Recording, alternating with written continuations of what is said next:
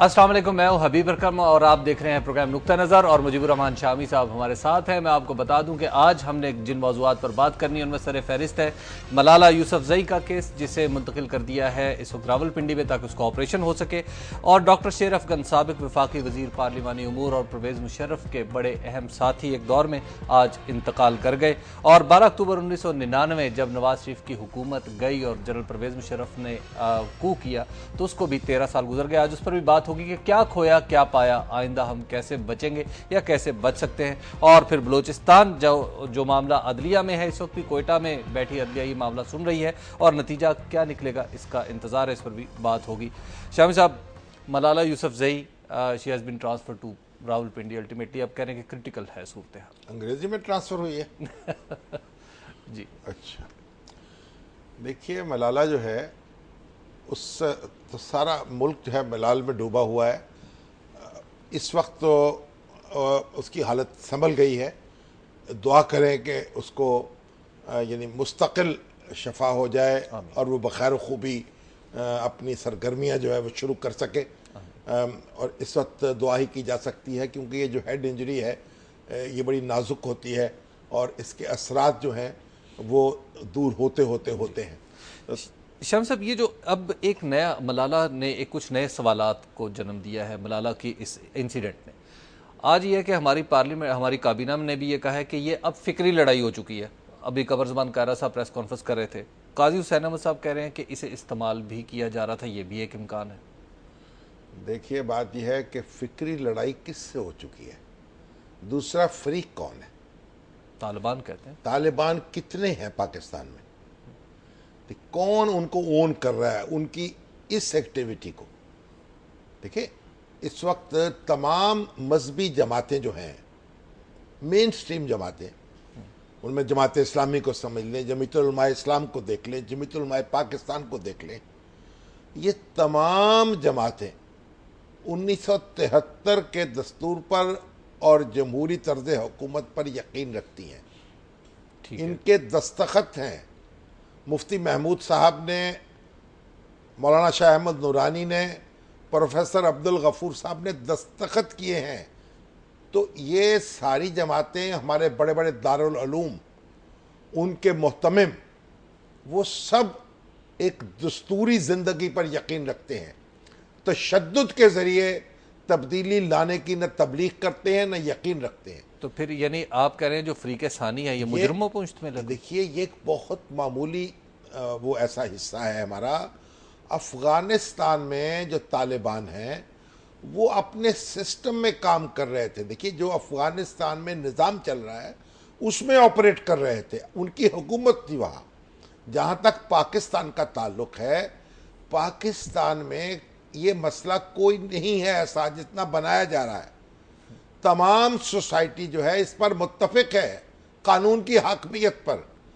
अदलिया को बहाल तो इसी सोसाइटी ने कराया है ना।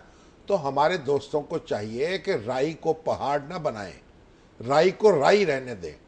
जो लोग मुट्ठी भर हैं उन पर काबू पाएं, हुस्न इंतज़ाम के ज़रिए से अपने आप अपनी गवर्नेंस को बेहतर करें। आप कह रहे हैं कि आइडियोलॉजिकल मसला एग्जिस्ट ही नहीं कर रहा? नहीं, उस तरह है ही नहीं है। यानी ये जो लोग ताकत के जरिए इख्तदार पर कब्जा करने पे यकीन रखते हैं वो बहुत थोड़े हैं पाकिस्तान में। वो कोई चैलेंज नहीं है, वो उनको बड़ी आसानी से आप एक तरफ रख सकते हैं। अब सवात में क्या हुआ, जब सूफी मोहम्मद साहब ने गुफ्तगू की और मौलवी फजलुल्लाह ने तो जद्दोजहद शुरू कर दी एक मुसल्ला, और जब फौज ने एक्शन किया पूरी कौम उसके साथ थी फौज के। जी, क्या सवात में किसी ने कहा कि ऑपरेशन नहीं होना चाहिए? किसी ने नहीं कहा। ठीक है, आज जो कबायली इलाकों में अपनी रिट बहाल करने के लिए, रियासत की रिट बहाल करने के लिए फौज कार्रवाई कर रही है, कोई कह रहा है कि कार्रवाई रोक दी जाए? हाँ, ये बात जरूर कही जा रही है कि अमेरिका बहादुर साहब आप अपने यहाँ वापस चले जाएं, नेटो की अफवाज को भी ले जाएं, अफगानिस्तान को उसके हाल पर छोड़ दें, ताकि जो अफगानिस्तान के लोग हैं वो अपनी हुकूमत कायम कर सकें आज़ादाना तरीके से और उसमें शरीक हो सके सिस्टम में।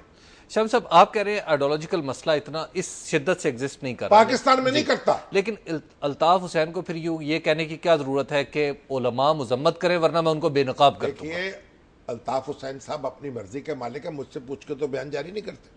कमरुज़्ज़मा काहिरा साहब अपनी मर्जी के मालिक है, जो मर्जी कहते रहे। ये एक ऐसा तूफान बर्पा कर रहे हैं जो मौजूद नहीं है यहाँ पाकिस्तान में। देखिए, सब ख्याली बातें हैं। ये जो लोग यहाँ मौजूद हैं, इन पर काबू पाना चाहिए। ये कोई बहुत बड़ी ऑर्गेनाइज ताकत नहीं है जो हमें चैलेंज दरपेश हो।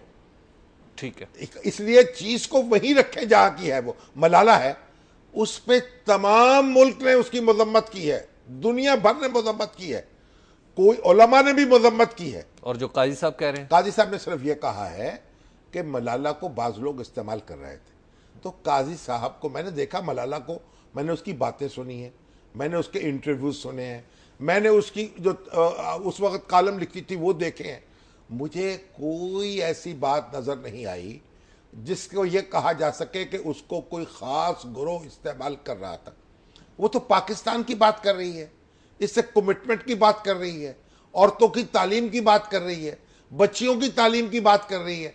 एक बाहया लड़की है, चादर लेती है, बाहया लिबास पहनती है, आदाब से वाकिफ है हमारे, और पाकिस्तान उसकी रग रग में है, उसकी मोहब्बत है उससे, उसको बदलना चाहती है तालीम के जरिए। तो कौन उसको इस्तेमाल कर रहा था? देखिए, जो लोग स्कूल बंद कर रहे थे उनके खिलाफ वो एहतजाज की सदा बुलंद कर रही थी। तो ये भी गलत फहमी की बात है। लेकिन असल देखिए बात है वो ये है कि काजी साहब ने पूरी शिद्दत से मजम्मत की है, जमात इस्लामी ने मजम्मत की है, जमीयतुल उलमा इस्लाम ने मजम्मत की है। इमरान खान साहब जो हैं उन्होंने तो वफद भेजा है कि भाई हम सारे इसके अखराजात उठाने को तैयार खुद हैं। भी चले गए, खुद भी गए। देखिए, कोई शख्स ऐसा नहीं है शकीउल कल्ब। तो मैं गुजारिश करूंगा अपने भाइयों से, मलाला के जस्दे खाकी पर, उसके इस खूबसूरत वजूद पर सियासत न करें, दुआ करें उसके लिए, और यहाँ कानून की हाकमियत कायम करें, यहाँ गुड गवर्नेंस के मयार कायम करें। ये तालिबान खुद ब खुद मार्जिनलाइज होते चले जाएंगे, इनकी सपोर्ट खत्म होती जाएगी, कम होती जाएगी, बशर्ते कि आप ईमानदारी से काम शुरू करें। ईमानदारी से काम करें। तालिबान रोक रहे हैं कि आप जनाब बददियानती करें, आपको जनाब यहाँ गरानी कर दे, यहाँ चोरों को ना पकड़े, यहाँ पुलिस को ठीक काम ना करने दे। ये बातें नहीं है। हमें बात उतनी करनी चाहिए जितनी है। शाम साहब, डॉक्टर शेर अफगन आज इंतकाल कर गए, कोमे में चले गए थे चंद दिन पहले। तो देखिए, डॉक्टर शेर अफगन न्यासी जो हैं उनको जिगर का आर्जा लाहक था शायद। मेरे बड़े दोस्त थे। 1985 की जो असेंबली थी जनरल ज़ियाउल हक के दौर में मुंतखब हुई, वो गैर जमाती बुनियादों पर थी, उसमें ये मुंतखब होके आए थे। और फिर इन्होंने को आज़ाद ग्रुप बना था जिसने 8वीं तरमीम जो है उसमें इम्प्रूवमेंट के लिए बहुत कोशिश की। उसमें इन्होंने आज़ाद ग्रुप का ही साथ दिया। फ़खर अमाम साहब उसके लीडर थे, हाजी सैफुल्ला साहब थे, ये शेर अफगन साहब थे, और भी कई दोस्त, जावेद हाशमी साहब थे, आबदा हुसैन साहबा थी। तो ये सब लोग जो हैं, इन्होंने जमहूरियत का परचम बुलंद किया उस वक्त, और 8वीं तरमीम को कम से कम नुकसानदेह बनाया, बड़ी तरामीम कराई, बड़ा दबाव का मुकाबला किया।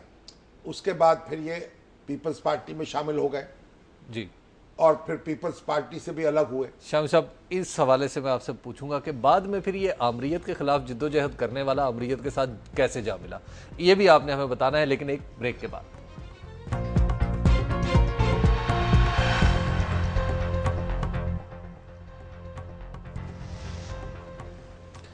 जी, नुक्ता नज़र में एक बार फिर खुश आमदीद। शाम साहब, आप हमें शेर अफगन साहब के बारे में बता रहे हैं। देखिए, डॉक्टर शेर अफगन न्याजी जो हैं 2002 का जब इलेक्शन जीत कर आए, उस वक्त फिर परवेज़ मुशर्रफ के साथ मिले और इन्होंने मुस्लिम लीग काफ में शमूलियत इख्तियार कर ली। उससे पहले ये पीपल्स पार्टी में थे और आज़ाद हैसियत को छोड़कर पीपल्स पार्टी का दामन पकड़ा। मियाँ वाली में ये गरीबों के बड़े हमदर्द मशहूर थे, डॉक्टर थे, गरीबों का इलाज करते थे। इनको मियाँ वाली का भुट्टो भी कहते थे आप। अच्छा। अब और एक बात बताऊं, ये पार्लिमानी अमूर के रहे वजीर, दस्तूर के ये हाफिज थे। हुआ एक एक शिक दस्तूर की जो है ना, वो उनको जुबानी याद थी। बहुत खूब। मैंने ऐसा शख्स नहीं देखा जिसको दस्तूर हिफ्ज हो। आप कोई बात करें फौरन वो आर्टिकल पढ़ देते थे कि जनाब फलाना आर्टिकल ये है, उसका मतलब ये फलाना आर्टिकल यूं है। और जिस वक्त परवेज मुशर्रफ की असेंबली वजूद में आई तो इन्होंने कहा कि हम तो दस्तूर हलफ उठाएंगे 73 के दस्तूर के तहत। वो जो शोर मचा वो था, शोर मचा था और वो बड़ा हंगामा, या ये दस्तूर जो है 8वीं, इसके अंदर वो 70वीं तरमीम शामिल ना हो। फिर स्पीकर ने कहा नहीं ऐसी बात नहीं, जो साबिक स्पीकर थे सुब्रो साहब वो प्रिजाइड कर रहे थे, तो वो उन्होंने आके देखा, उसको पढ़ा जाके स्टेज पे और इत्मीनान किया। तो उन्होंने फिर कहा कि नहीं ये असल हल्फ है जो उसके अंदर था दस्तूर में, इसमें कोई इजाफा नहीं किया गया। उसके बाद असेंबली ने वो हल्फ उठा लिया। तो डॉक्टर साहब थे वो एक कलंदर आदमी थे और बड़ी सादा जिंदगी गुजारते थे, बड़े यानी एक बेनियाज शख्स थे। लेकिन फिर सियासत जो है उसके अपने तकाजे होते हैं। उनका बेटा जवान जो है वो रुखसत हुआ दुनिया से, बड़ा होनहार बेटा था बैरम खान, और ताज़ियत के लिए बेनज़ीर भुट्टो उनके पास नहीं गई। यहाँ से उनका दिल खट्टा हो गया पीपल्स पार्टी से और बिलाकर रास्ते जुदा हो गए। लेकिन जुडिशरी की रेस्टोरेशन में उनका किरदार जो था, वो तो यहाँ तो आपको पता वकीलों ने उनको पकड़ लिया था, उन पर हमला हुआ था। देखिए उनकी वो अपनी बात जो उनके दिमाग में आ जाती थी, जो दुन के पक्के थे। बहरहाल एक रौनक थे सियासत की। परवेज मुशर्रफ साहब की APML जो है उसमें शामिल हुए, फिर उसको भी छोड़ गए। शाह साहब जरा परवेज मुशर्रफ की बात कर ले। 12 अक्टूबर को आप कहाँ थे वैसे शाह साहब उस दिन? मैं अपने दफ्तर में बैठा हुआ था लाहौर जेल रोड पर। हाँ, उस फिजा में खबरें तो फैल रही थी ना कि भाई कुछ न कुछ होने वाला है। आपको एक दिलचस्प बात बताता हूँ। मुझे टेलीफोन आया और चौधरी सरदार मोहम्मद साहब मरहूम का, वो साबिक IG थे, यहाँ स्पेशल ब्रांच के एडिशनल IG भी रहे, वो मेरे बड़े दोस्त थे और नवाज शरीफ साहब के भी बहुत करीब थे। तो उनका मुझे फ़ोन आया कि भाई ये जो मुबारक हो, ये परवेज मुशर्रफ साहब जो हैं वो डिसमिस हो गए। अच्छा। तो मुझे कुछ बात की, मैंने उनसे कहा कि ये परवेज मुशर्रफ तो कहीं बैरून मुल्क नहीं गए हुए थे, कुछ श्रीलंका, मेरे दिन में अचानक श्रीलंका नहीं कहीं गए हुए थे। कल यहाँ गए हुए थे। मैंने कहा वापस आ गए क्या? तो उन्होंने कहा नहीं वहीं हैं, रास्ते में ही उनको, या वहाँ हैं ये सफर। तो मैंने कहा कोई अजीब सी बात नहीं लगती, अगर यहाँ आ जाते तो उनको डिसमिस किया जाता या इस्तीफा लिया जाता, ये बेहतर ना होता? तो उन्होंने कहा नहीं, हजरत उमर ने भी खालिद बिन वलीद को डिसमिस किया था और वो दूर थे मदीने से, वहाँ थोड़ी थे। मैंने कहा, मैं हंस पड़ा। मैंने कहा चौधरी साहब देखिए, पता नहीं अल्लाह रहम करे, ना कोई खालिद बिन वलीद है यहाँ और ना कोई अमीरुल मोमिनीन उमर फारूक है, तो इसलिए अब उनकी मसाले हम क्या दें, कोई गड़बड़ ना हो जाए। कहते नहीं कुछ नहीं होता, बस ये फौज में भी बड़ी डिसलाइकिंग थी मौसूफ अच्छा। के लिए, उनको कोई अच्छा नहीं समझा जाता था। और नवाज शरीफ साहब जो हैं उनकी जो क़यादत है, तो वहाँ तो हर तरफ अब उन्हीं का है, लोगों को एतराफ़ है। ये कहीं दोपहर के वक्त आपको ये फोन आया होगा? नहीं, आफ्टरनून में। आफ्टरनून, अच्छा। ये मेरी उनकी गुफ्तगू हो रही थी कि मेरा जो PN है वो भागा हुआ आया, उसने कहा जी फौज आ गई, फौज आ गई। हुआ ये है कि हमारे दफ्तर के साथ रोज़नामा पाकिस्तान के जेल रोड पर मोबाइल लिंक का दफ्तर है। अच्छा। तो वो जो मोबाइल लिंक का दफ्तर है, क्योंकि वहाँ तो मोबाइल टेलीफोन वगैरह, वहाँ कोई दस्ता फौज का आया होगा। अब लोगों ने समझा डेली पाकिस्तान के दफ्तर आ गए। तो इतनी अब वो थोड़ी देर के बाद मालूम हुआ कि मामला उलट हो गया। शम्स साहब ये कितना अरसे पहले इल्म था? एक बात आती है कि कारगिल जब हुआ तो उसी वक्त से अंदाजा था कि ये होगा। असल में चहमगोइयां हो रही थी कि कुछ ना कुछ होने वाला है, क्योंकि कारगिल जो है उसने बहुत नुकसान पहुंचा दिया था सिस्टम को, और नवाज शरीफ साहब की पोजीशन को कमजोर किया था पब्लिक में और नफ्सिया, क्योंकि पब्लिक तो ये समझती है ना कि बस हम तो इंडिया को नाको चैनल चपवाने के पोजीशन में थे और ये क्या हुआ, जंगबंदी हो गई। और हमारे फौजी दोस्त जो थे उस वक्त बार बार कहते थे देखिए हमने तो जंग के मैदान में इंडिया को काबू कर दिया। अच्छा। कारगिल में पकड़ लिया उसको, और अब ये है कि डिप्लोमेसी में जनाब फिर देखिए हुकूमत का काम था, फौजें वापस करनी पड़ गई। तो ये उनका रवैया था। और ये जाने बगैर कि अंदर हालत क्या है, हमारे अल्ताफ हसन कुरैशी साहब ने बड़ा मार्के का मजमून लिखा था अपने उर्दू डाइजेस्ट में। उसमें बताया था कि किस तरीके से फौज जो है मुश्किल में फंस चुकी थी, उसकी सप्लाई जो है ख़त्म हो चुकी थी। हमारे सैकड़ों हज़ारों नौजवान जो हैं मुश्किल में थे, इतनी शहादतें हुई, उनको छुपाया गया। और ये भी मैंने तो सुना कि कई एक का जब बाद में पोस्टमार्टम हुआ तो उनके मेदों में घास थी, सप्लाई नहीं रही थी, बाकी खाने के लिए भी कुछ खाने के लिए नहीं। और ये परवेज मुशर्रफ साहब ने और उनके एक टोले ने, साथ वाले ने बाला ही बाला वजीर आजम से, हत्ता कि आर्मी, हत्ता कि एयर चीफ को नहीं पता, नेवल चीफ को नहीं पता, और ये सारा एडवेंचर कर लिया कि हम पता नहीं क्या कारनामा सर अंजाम देने वाले हैं। और भारत जो है उसको पकड़ने के गर्दन से, और दुनिया हमारी फिर खुशामद करेगी कि जाओ कहेगी निगोशिएट करो, कश्मीर का मसला हल हो जाएगा। शाम साहब, परवेज मुशर्रफ कहते हैं कि मैं जब आया तो मेरे पास मुल्क जो था वो तबाहशुदा हालत में था और मैंने बहुत कुछ दिया इस मुल्क को। क्या हमें कुछ मिला भी है इससे? परवेज मुशर्रफ साहब ने इस मुल्क से कॉन्स्टिट्यूशनलिज्म ले लिया, कानून की हाकमियत ले ली, और झगड़ा उनका नौकरी का था। उनका मुझे डिसमिस किया। उन्होंने हमारे सामने भी कहा जो मुझको धक्का देगा मैं उसको धक्का दूंगा। तो अब अपनी नौकरी बचाने के लिए, मैं अक्सर कहता हूं कि अपनी नौकरी बचाने के लिए लगाया गया मार्शल लॉ, ये दुनिया का वाहिद मार्शल लॉ है जिसका सिर्फ ये वजह थी। बाकी तो देखिए उन्होंने पाकिस्तान को नुकसान पहुंचाया इतना कि मुस्लिम लीग को 2 टुकड़े कर दिया।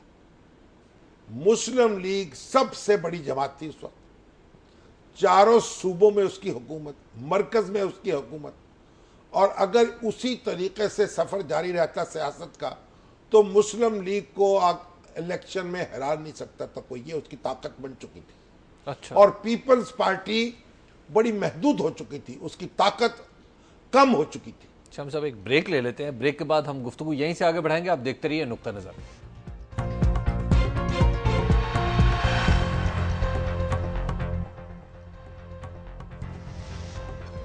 नुक्ता नजर में एक बार फिर खुश आमदीद। बात हो रही थी ब्रेक पर जाने से पहले कि पॉलिटिकल सिचुएशन क्या बता रहे थे हम सब के पीएमएल जो खत्म कर दी और पीपीपी भी तकरीबन उसको पीपी को फायदा हुआ है ना उनके आने का, उनके आने का अल्टीमेटली जी, क्योंकि एक तो एनआरओ हो गया, बहुत देर के बाद हुआ। पीपल्स पार्टी की, बेनजीर भुट्टो साहबा की तो ये ख्वाहिश थी कि बहुत जल्दी मामला हो जाए, यानी जिस तरह जनरल ज़ियाउल हक के साथ पीएनए का मामला हुआ था, पीपल्स पार्टी के हमारे कई दोस्त ये तवक्को लगाए बैठे थे कि पीपल्स पार्टी के साथ उस तरह परवेज मुशर्रफ का मामला हो जाएगा। अच्छा, लेकिन परवेज मुशर्रफ अपनी क़यादत पर इतना पुख्ता यकीन रखते थे कि उन्होंने बेनजीर साहबा को रास्ता नहीं दिया। यानी पीपल्स पार्टी उस वक्त वेलकमिंग थी। हाँ हाँ, अच्छा। पीपल्स पार्टी तो बहुत खुश थी और हल्की फुल्की मिठाई भी कहीं ना कहीं बांटती गई, मगर उतने जोशो खरोश से इस्तकबाल नहीं किया जिस तरह पीएनए ने जनरल ज़ियाउल हक का किया था। ठीक है। अच्छा, मगर आपको मैं अर्ज करूँगा, अच्छा अल्टीमेटली पीपल्स पार्टी को फायदा कैसे पहुंचा कि जब मुस्लिम लीग 2 धड़ों में बट गई, और अभी तक बटे हुए ना, अब तो एक पीपल्स पार्टी तो, एक मुस्लिम लीग तो पीपल्स पार्टी के साथ है, और अब चौधरी शुजात हसन साहब ने कहा भी है कि हमारा ये मुस्तकिल साथ है, यानी हमको एक दूसरे को छोड़ने वाले नहीं हैं। तो अब मुस्लिम लीग की ताकत कम हुई, ठीक है, एक जो नुकसान हुआ। फिर अदलिया जो है उसको तो कमज़ोर करने की कोशिश की गई, लेकिन वो तो ताकतवर होकर उभरी। तो ये तो एक नेगेटिव में से पॉजिटिव निकला है, शर में से खैर बरामद हुई। लेकिन 2 चीज़ें उन्होंने ऐसी की जिनकी दाद देंगे। एक तो हायर एजुकेशन जो है उसमें बहुत तवज्जो दी। जो हायर एजुकेशन कमीशन बनाया उसमें डॉक्टर अताउर रहमान को उसका चेयरमैन लगाया, उनको वजीर का स्टेटस मिला, और उन्होंने एक मंजर तब्दील कर दिया पाकिस्तान की यूनिवर्सिटी एजुकेशन का। और अगर वो ये काम चलता रहता तो पाकिस्तान में बड़ी आला मयार की बैनुल अक़वामी यूनिवर्सिटियां जो हैं 5-7 कायम हो चुकी होती अब। तो पाकिस्तान की ये जो कारनामा है उसका, वो आप उसको इसका इनकार नहीं कर सकते। और इसका क्रेडिट बहरहाल क्रेडिट उनको दे दे। डॉक्टर अताउर रहमान साहब का इंतखाब किया और डॉक्टर अताउर रहमान ने ये काम किया। देखिए यूनिवर्सिटी टीचर जो है वो ग्रेड 18 से शुरू होता है। प्रोफेसर की तनख्वाह वजीरों से ज़्यादा थी। और यानी आप जो मार्केट रेट है हमारी बैंकिंग सेक्टर में और मार्केटिंग में दूसरे शोबों में जो तनख्वाह है उसके बराबर प्रोफेसर का प्रोफेसर की तनख्वाह है, असिस्टेंट प्रोफेसर की, एसोसिएट प्रोफेसर की दुनिया में तस्लीम किया जाता है। हायर एजुकेशन में इनकलाब बर्पा हो गया। और दूसरा ये जो डेवोल्यूशन की ज़िलई निज़ाम कायम किया उसने भी, उसमें अगरचे बहुत सी तब्दीली होने वाली थी और बहुत सी इस्लाहत उसके लिए अंदर भी दरकार थी, लेकिन वो भी एक बहुत अजीम शान तजर्बा था कि इख्तियारात नीचे तक मुंतकिल हुए और लोग जो हैं वो अपने मामलात अपने हाथ में लेने की लज्जत महसूस करने लगे। अब वो निज़ाम ख़त्म किया गया है, उसके नतीजे में सूबे जो है वो मांगे जा रहे हैं, उनकी आवाज़ें बुलंद हो रही। तो ये दो काम उन्होंने किए। अगर वो जब उन्होंने वादा किया था कि मैं वर्दी उतार दूंगा 2004 में, अगर वो वादा पूरा कर लेते और फिर सियासत में हिस्सा लेते, अदलिया से लड़ाई, मीडिया से लड़ाई, मीडिया हालांकि खुला भी उन्होंने किया लेकिन लड़ाई भी, और उलमा से लड़ाई, मौलवियों से, लाल मस्जिद का हंगामा, ये तीन लड़ाइयां उनको ले बैठी और फिर अल्टीमेटली अब वो बाहर बैठे। अब तो वो बाहर बैठे हैं और जब अंदर आएंगे तो कितना खुदा मालूम कितना अंदर जाएंगे और कितने देर तक पार्टियों ने हमारे पॉलिटिकल स्ट्रक्चर में कुछ सीखा भी गया इस पूरे नहीं। अभी देखिए कंसेंसस है सोसाइटी में जमहूरियत पर और दस्तूर पर जितना बड़ा कंसेंसस आज है शायद इससे पहले ना हुआ। यानी हमने इबरत हासिल कर ली परवेज मुशर्रफ से। आपका जी कानों को हाथ लगाए कि अब फौज नहीं आनी चाहिए। और जो बलूचिस्तान में जो खराबी आज हम देख रहे हैं वो भी उनके दौर का नतीजा है और उनके इक़दामात का नतीजा है। और बलूचिस्तान को आज जो ठीक कर रहे हैं वही जिनसे उन्होंने लड़ाई ली थी, यानी कोर्ट, अदलिया, सुप्रीम कोर्ट। जी, जुडिशरी में ये मामला तो वैसे आज तो सुप्रीम कोर्ट जो है जी उसने मुसलसल इजलास जारी रखा है। बिल्कुल। और सुप्रीम कोर्ट ने कहा था कि आज हमें हुक्म जारी करेंगे, अभी तक नहीं किया। अभी तक हुक्म जारी नहीं हुआ, अबूरी हुक्म।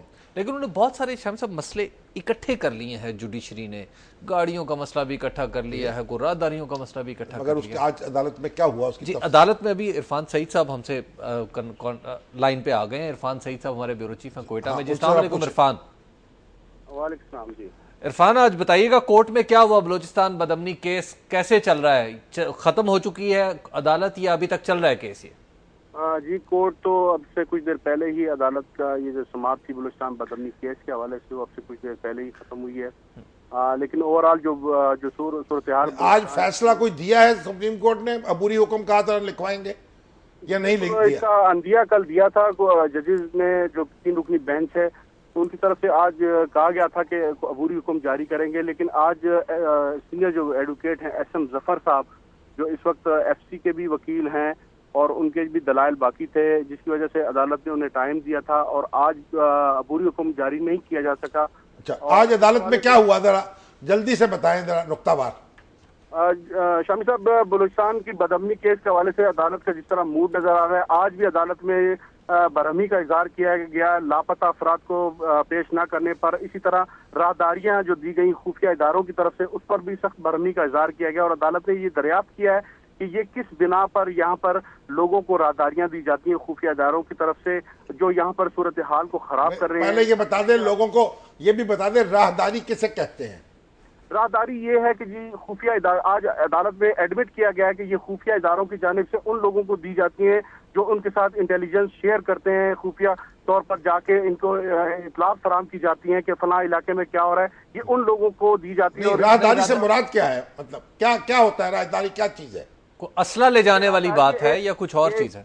ये राहदारी एक डॉक्यूमेंट होता है जो कहीं पे भी अगर कोई सिक्योरिटी फोर्सेस वाले अगर किसी को पकड़ते हैं, किसी के पास कोई असला है, गैर कानूनी जो गाड़ियां, नॉन कस्टम प्लेट जो गाड़ियां हैं, उस हवाले से वो एजेंसियों की तरफ से उनको एक राहदारी एक किस्म का खुला लाइसेंस मिल जाता है कि जो चाहे करे मन मर्जी का। बिल्कुल जी, बिल्कुल गैर कानूनी तौर पर जो भी आप कुछ करें आपको कोई पूछने वाला नहीं। ठीक, ये है राहदारी। आगे चले। तो अदालत में आज इन्होंने बताया, महकमा दिफा की तरफ से बताया गया, तमाम राहदारियां जी मंसूख कर दी गई हैं और सरकार जो जितनी काबली गाड़ियां हैं, ये जो नॉन कस्टम पेज गाड़ियां हैं, इनको भी कब्जे में लेकर कस्टम में जमा करा दिया जाएगा। ये भी अदालत की तरफ से हुक्म दिया गया है। ठीक है जी, ठीक है, आपका बहुत शुक्रिया इरफान शामी साहब। ये सूरत हाल है कि हम लाइसेंस जारी करें, licence to kill, licence to bargain, नहीं लाइसेंस टू स्टील, किल तो ना कहें। हाँ मतलब अब असले का भी लाइसेंस दे रहे हो। नहीं का मतलब देखिए बात ये, बलोचिस्तान के हालात गैर मामूली हैं, उनका मुकाबला करने के लिए गैर मामूली इक़दाम की ज़रूरत है, इंतज़ामी सतह पर भी, सियासी सतह पर भी, और ये हमारी ये जो लॉ इन्फोर्समेंट एजेंसीज है इनकी सतह पर भी। तो वहाँ न सियासत अपना काम कर रही है, न सिविल इंतज़ामिया काम कर रही है, सारा कुछ इनके सपुर्द कर दिया गया है। तो जहाँ ये काम होगा कि फ़ैसले भी खुद करने हैं, नाफिज भी खुद करने हैं, वहाँ यही असर होगा। लेकिन बहरहाल परवेज़ मुशर्रफ साहब के जो कांटे हैं जो वो बो गए हैं, अल्हम्दुलिल्लाह सुप्रीम कोर्ट उनको चुन रही है। देखिए सुप्रीम कोर्ट ने एक एतमाद दिया है, हौसला दिया है लोगों को, पाकिस्तान के लोगों को भी और बलूचिस्तान के इंतहा पसंदों को भी, कि पाकिस्तान में चीखो पुकार सुनी जा सकती है जी, और लोगों को रिलीफ मिल सकता है और लोगों को प्रोटेक्शन दी जा सकती है। जी शाम साहब, एक ब्रेक का वक्त हो गया और ब्रेक के बाद हम आपके सवालात भी लेंगे और कुछ सवालात अहम है, कुछ एतराज़ात भी है शाम साहब आपकी कल की गुफ्तगू के हवाले से, वो भी हम हिस्सा बनाएंगे। आप देखते रहिए नुक्ता नज़र।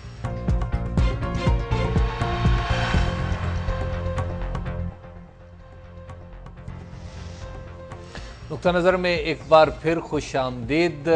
अभी हम ब्रेक पर जाने से पहले बात कर रहे थे अदालत की, अदलिया की। जब बात करें तो शाम साहब दो नाम जहन में आते हैं। एक नाम मैं पहले लेता हूँ, फैसल रजा अब्दी साहब। अच्छा, दूसरा कौन सा है? दूसरा एतजाज हसन का। फैसल रजा शायद मलक रियाज साहब का उनका भी नाम जहन में आता है। फैसल रजा अब्दी साहब अभी इस वक्त सेनेट में धरना दिए हुए हैं। वो कह रहे हैं मेरी कोई नहीं सुन रहा, मैं खुद को गोली मार लूँ।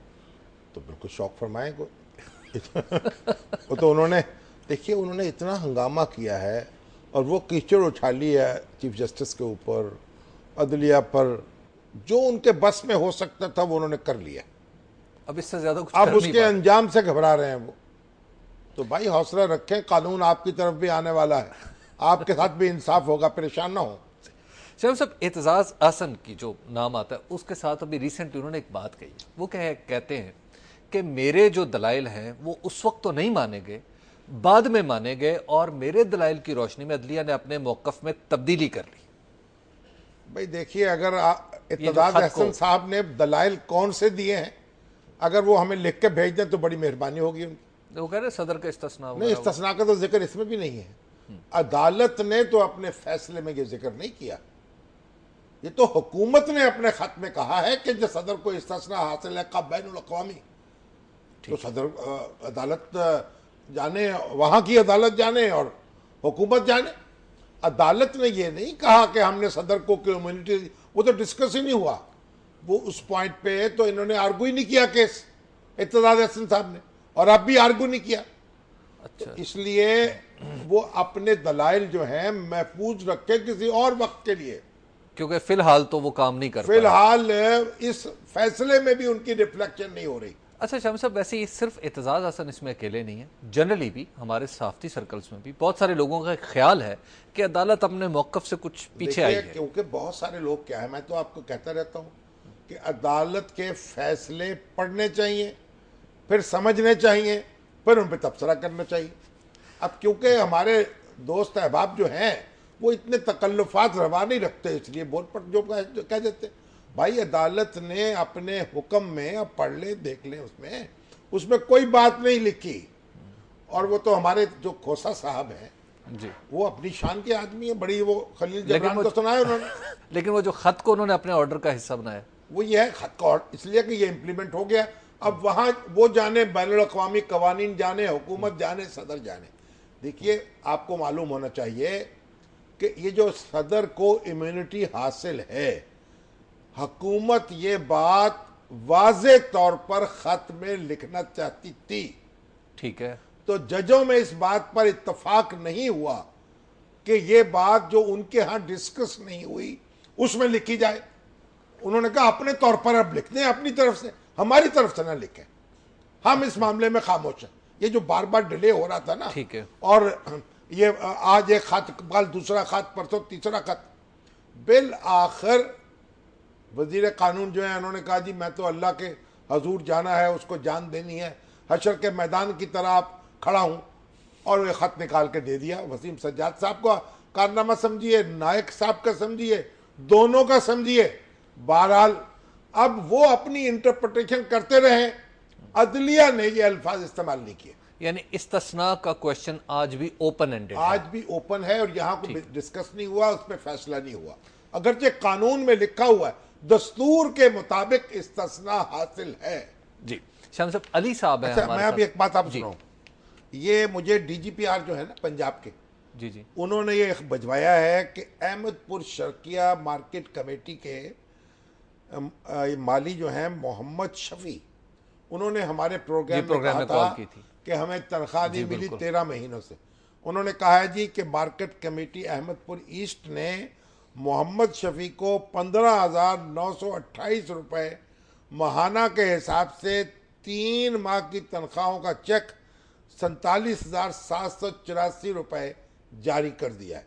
अच्छा, जो बाकी तनख्वाह है वो भी जल्द अदा कर दी जाएगी। जबरदस्त। तो मोहम्मद शफी साहब को मुबारक हो, हमारी तरफ से मिठाई भी खुद ही खा ले। अली साहब है हमारे साथ लाहौर से। जी सलाम अलैकुम अली। जी सलाम अलैकुम जी। वालेकुम अस्सलाम। शामी साहब क्या हाल है? ठीक है, खैरियत से? माफ कीजिएगा अली साहब, इस्लामाबाद से। जी जी मेरा थोड़ा सा सवाल है जी, जरा थोड़ा सा मुख्तलिफ सा है। ये मलाला के बारे में कि बड़ा अफसोस है, हमारी बच्ची है, जुल्म हुआ है, उसके साथ ज्यादती हुई है, मगर साथ साथ इसके ये है कि दूसरे जो लोग होते हैं उसको मीडिया ने, मैं पूरे चैनल देख रहा हूँ, किसी पे कोई और बात नहीं है स्वाइस मलाला के। जब ये बंदे उठाते हैं उनको मार देते, उनकी बच्ची मार देती, ड्रोन से मार, उस तरह मीडिया इसको नहीं उठाता, पूरे चैनल नहीं दिखाते कि इसको ये हो गया वो हो गया, सिर्फ ये इसके आपकी बात दुरुस्त है। ये मलाला तो बेचारी ने नहीं किया ना, वो तो एक मासूम लड़की है ना, तो इसलिए उसका तो सवाल उठाया जा रहा है। बाकी बातें आपकी दुरुस्त है अपनी जगह। मलाला ने तो कोई कसूर नहीं ना उसका, वो उसने कोई नहीं इकदाम किए जिनकी आप जिक्र कर रहे हैं। तो वो हमारी एक देखिए बच्ची है और उसने जनाब एक बड़ा काम किया था, तालीम के हक में बड़ी खिदमत थी उसकी, उसका गम हो रहा है। वहीद चौधरी साहब है शाम साहब, इन्होंने SMS किया है कि नवाज शरीफ कह रहे हैं कि चंद दिनों में पता चल जाएगा कि इमरान खान के मार्च के पीछे कौन था। ये क्या बताएंगे, क्या पता चलेगा? ये नवाज शरीफ साहब ने कहा। नवाज शरीफ साहब ने, हमने तो नहीं कहा। नहीं, हमने नहीं कहा। तो नवाज शरीफ साहब से पूछे रायविंड रोड पर तशरीफ ले जाएं, उनको जनाब अपना सवाल पेश कर दें, और जो जवाब इनको मिले वो हमें भी बता दें, हम भी लोगों को बता देंगे। हम लोगों को बता देंगे। शाह साहब, आपने कल की गुफ्तगू में एक कहा था कि सूफी मोहम्मद एक सादा आदमी थे, तो मोतरजीन जो हैं जिनमें हनी बलोच साहिबा सर फहरिस्त हैं, इन्होंने कहा है जी कि आप जो उसे सादा करार दे रहे हैं सूफी मोहम्मद को, तो इसका मतलब है कि आप ये जो मलाला पे हमला करने वाले हैं ये उन्हीं के तो पैरोकार हैं। नहीं, देखिए आप ऐसा खलता महबस ना किया जाए। सूफी मोहम्मद ने हथियार नहीं उठाए थे, उसने दस्तूर के बारे में गुफ्तगू की थी, और मैं उनके फलसफे से, उनकी फिक्र से मुत्तफिक नहीं हूं जी, और ना उसकी तायीद करता हूं। मैंने सिर्फ ये अर्ज किया था कि उसने कोई हथियार नहीं उठाए। तो बलोच साहबा, आपके हाथ तो ये हो रहा है कि जो हथियार उठाने वाले हैं, जो दस्तूर पाकिस्तान को चैलेंज करने वाले हैं, वो टेलीविजन स्क्रीन में घुसे बैठे हैं, निकलते नहीं है वहां से, और पूरा मुल्क जो है उनकी बातें सुन रहा है जी। तो सूफी मोहम्मद पे गुस्सा क्यों आ रहा है आपको? शाह साहब, हमारे प्रोग्राम का वक्त खत्म हो गया इस हफ्ते के लिए। आज के प्रोग्राम से हम साइन ऑफ कर रहे हैं। इंशाल्लाह अज़ीज़ नेक्स्ट मंडे हम आपकी खिदमत में दोबारा हाजिर होंगे। अगले सोमवार को हम फिर आएंगे आपकी खिदमत में। अब हम अपना इजाजत चाह रहे हैं। आप इजाजत चाह रहे हैं, साइन ऑफ ना करें, आप इजाजत ले लें। इजाजत दीजिए, खुदा हाफिज।